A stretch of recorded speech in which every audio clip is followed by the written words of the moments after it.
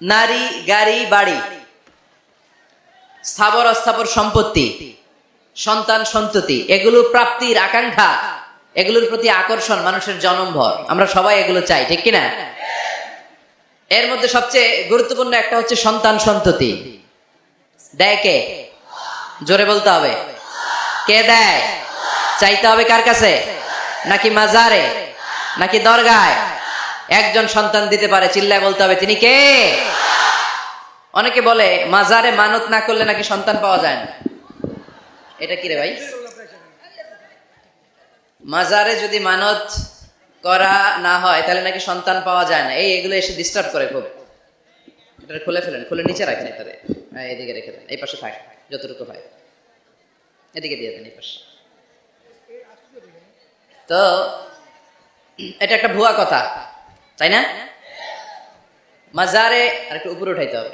মাজারে মানত না করলে সন্তান যদি না হইতো, বাচ্চা যদি না হয়, গরুর যে বাচ্চা হয়, গরু কোন মাজারে মানত করছে বলেন? মাজারের বিরুদ্ধে আমাদের অবস্থান নয়। মাজার হচ্ছে মাকানু জিয়ারা, যেখানে মানুষ জিয়ারত করে, ভিজিটিং প্লেস। আসলে শব্দটা হবে মাকবার, মানে কবর। কারো কবরে যাওয়া, জিয়ারত করা, এটা সুন্নাহ। কবর দেখলে আমরা সালাম দেই, ঠিক কিনা? এটা সুন্নাহ। তবে কবরে শুয়ে থাকা ব্যক্তির কাছে চাওয়া যায় না। চাওয়া যায়? ইদা সাআলতা ফাসআলিল্লাহ, যখন চাইবে কার কাছে চাইবে? ওয়া ইদা ইসতাআনতা ফাসতাইন বিল্লাহ, সাহায্যের হাত যদি পাতো কার কাছে পাতবো? ওনার ভান্ডারে কমতি আছে, ঘাটতি আছে, আমাদের যার যা লাগবে সবও যদি উনি দিয়ে দেয়, ওনার কমতি পড়বে নাকি? সুবহানাল্লাহ পড়েন।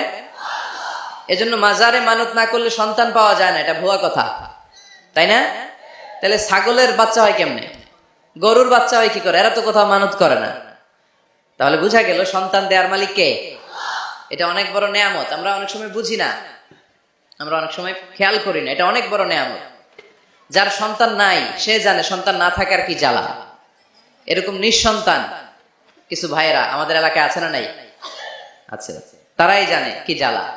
তো এই সন্তানকে কোরআন কোথাও বলেছে জিনা, সৌন্দর্য, কোথাও কি বলেছে? উত্তর দিতে হবে, কোথাও কি বলেছে? জিনা। আল মাল ওয়াল বানুনা জিনাতুল হায়াতিদ দুনিয়া। সন্তান আর সম্পদ এটা দুনিয়ার জীবনের সৌন্দর্য। ছোট ছেলে মেয়েরা, সোনামণিরা না থাকলে পৃথিবীতে কোনো সৌন্দর্য থাকতো? স্বামী স্ত্রীর ভালোবাসা কয় বছর? রং ধরা যৌবন, জং ধরে শেষ।